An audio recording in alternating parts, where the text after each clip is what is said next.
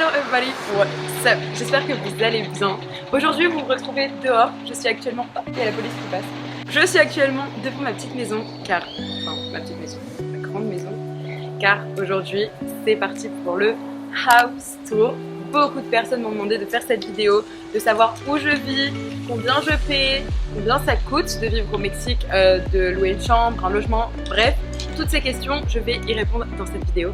C'est parti, suivez-moi!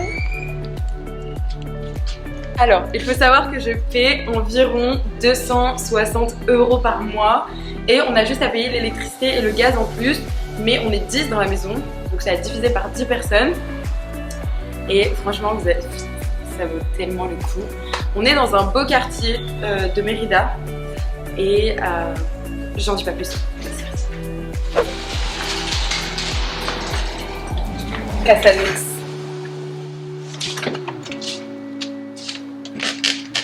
Ok, là direct quand on arrive dans la maison, on arrive sur la grande salle à manger. Il faut savoir qu'on est quand même 10 et qu'il n'y a pas cette chaise pour tout le monde, mais c'est quand même très très grand. Regardez-moi ce beau tableau. C'est de l'art. Je serais bien qu'elle me ressemble un peu. Ensuite, on a des petites décorations qui ne servent strictement à rien. Sincèrement, on ne sait pas du tout ce que ça fait là, mais je vais une cage à oiseaux. Et voilà. Et ici, vous avez les chambres. Donc, la chambre de Clara, la chambre de Greg, la chambre d'Alex qui est là-bas, la master suite, et enfin ma petite chambre qui est ici.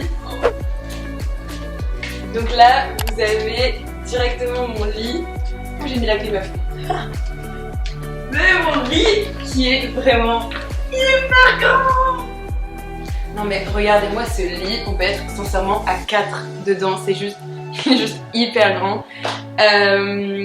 Oui, j'ai un sac de couchage et vous vous demandez peut-être pourquoi au Mexique, mais sachez que quand on est arrivé une nuit sur deux, vraiment, mais on se l'est gelé.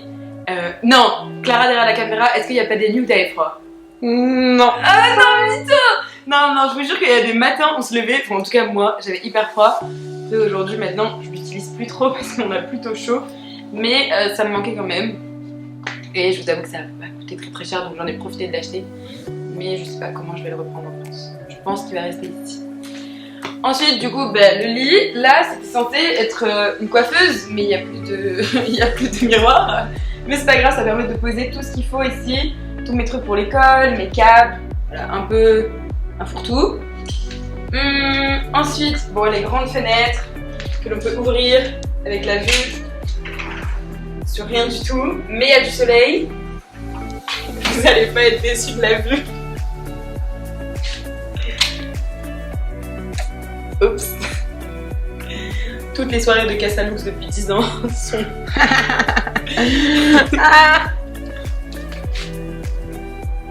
Oui, sincèrement, toutes les soirées de Casa Lux depuis 10 ans sont juste ici derrière ma chambre.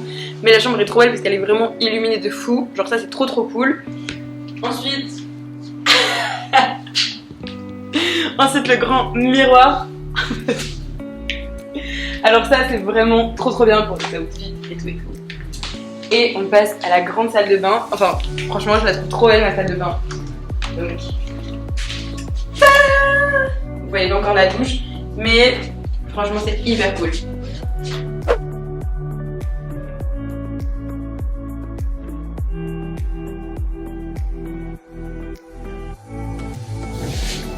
Là, j'ai un énorme dressing, j'ai un grand dressing pour mettre mes affaires, mais je ne vais pas vous l'ouvrir car il est en bazar total. J'ai honte, mais il est hyper en bazar, donc je ne sais jamais ranger mes affaires. Côté de ce côté-là, vous pouvez venir voir de ce côté-là. C'est pas trop le bazar. Mais alors, l'autre côté, les gars, vous pouvez pas voir. Bref, c'est trop cool. En plus, on est là que pour 5 mois. Oui, donc, sincèrement, on n'avait pas besoin de plus. Mais trop bien, c'est trop cool d'avoir cette salle de bain privative en tout cas. On va voir la suite. Direction la cuisine. Alors là, c'est vraiment la pièce où l'on passe peut-être pas le plus de temps, mais là où on est tout le temps ensemble avec la cuisine, la salle à manger et dehors surtout. Ah oui, là il y a une autre chambre. Donc c'est la chambre de Christine. qui vient d'Allemagne. Et elle a aussi sa salle de bain et sa chambre. Et il y a juste une chambre en haut avec un petit balcon. Là, c'est un fourre-tout et ça pue. On n'ouvre pas, c'est interdit. Et là, c'est notre grande cuisine. Comme ça? Alors là, ici, il faut savoir que c'est au gaz. Et ensuite, on a 3 frigos. Alors 3 frigos, vraiment, vous vous dites peut-être que c'est beaucoup, mais en fait c'est rien du tout. Genre limite on est en manque de place parfois parce que on est 10 dans la maison, bientôt plus d'ailleurs, parce qu'il y en a qui arrivent la semaine prochaine. Donc ça va être serré. Et quelque chose que je vais vous montrer aussi qui est spécial Mexique, c'est que il faut savoir que l'eau n'est pas potable ici. Donc on doit boire l'eau en bouteille. Et du coup on se fait livrer de l'eau comme ça. On se fait livrer de l'eau, comme ça, en gros bidon. Et on paie les 5 bidons 100 pesos, si je dis pas de bêtises. Donc 4,50 €, 5 € les 5 bidons. C'est un truc de malade. Après ça part très vite parce qu'il fait très chaud et qu'on est beaucoup. Mais 5 bidons de 20 litres. 5 bidons de 20 litres, oui, merci Clara. Bah, après ça part vite parce qu'on est beaucoup, mais c'est juste trop cool.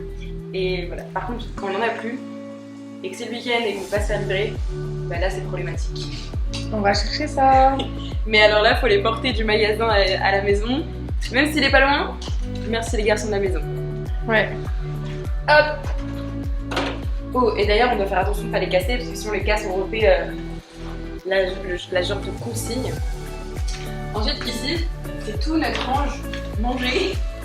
Donc chacun a sa place dans les placards et ça, c'est hyper cool. Genre, vraiment, on est hyper. Et vous pouvez voir la nourriture de tout le monde. Là, on arrive dans le salon, le petit salon où finalement on y est, mais pas trop non plus. C'est très chill d'être là, posé. Il fait très chaud.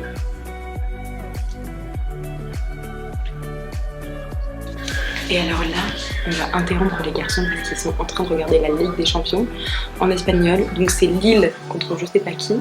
Très important pour nous puisqu'on est en junior. Et on va essayer de pas trop les déranger pendant la vidéo, mais on va aller voir ce qui se passe dehors parce que l'extérieur il est vraiment pépite.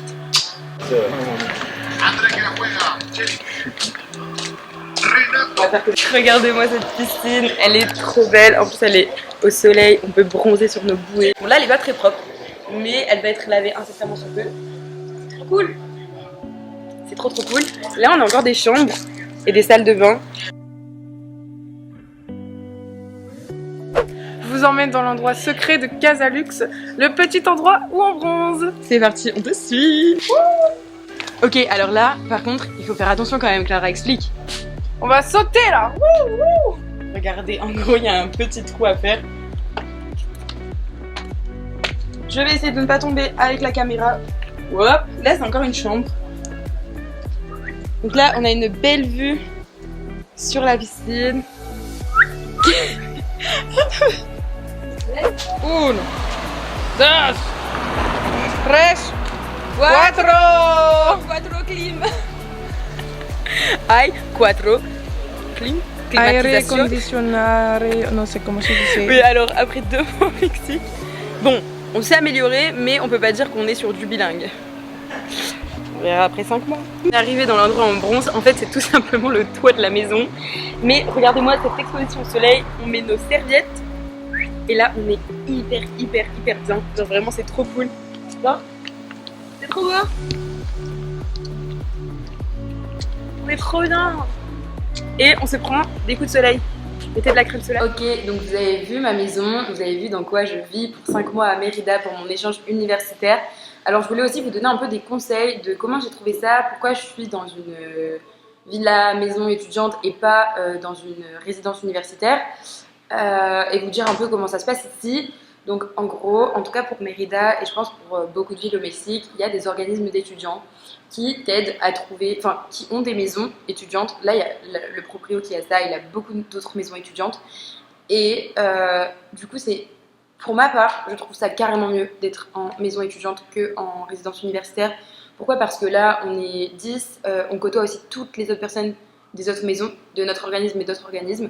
Du coup, c'est vraiment multiculturel de dingue. On parle anglais la journée, on parle espagnol à l'école, vraiment on parle toutes les langues.